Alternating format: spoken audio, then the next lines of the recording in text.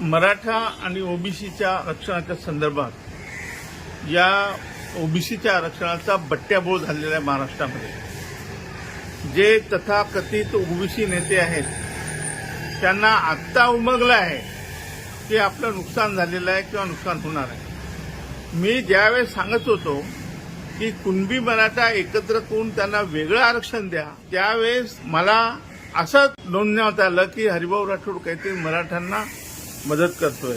आणि आता ओबीसीचे नेते म्हणतात की याच्यामध्ये जरांगे पाटलांचा विजय झालेला आहे आणि ओबीसीचं फार मोठं नुकसान झालेलं आहे. आणि हे खरं आहे की आता मराठा समाज 10% मध्ये पण आरक्षणामध्ये आहे.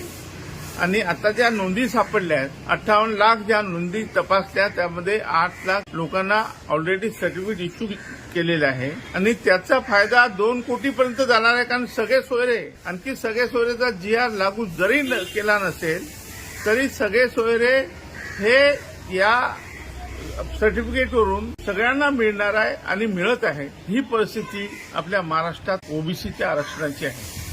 त्यामुळे एकीकडे कोर्ट सुद्धा 10% आरक्षणाला जे चॅलेंज केलं होतं त्याच्यात सगळ्या हिअरिंग झाली असताना त्या हिअरिंगचा निकाल देत नाहीये. दुसरीकडे ओबीसीलाही आरक्षण मिळत आहे, मराठ्यांना ओबीसी मधून आरक्षण मिळत आहे कुणबी म्हणून, आणि एकीकडे 10% सुद्धा आरक्षण मिळत आहे.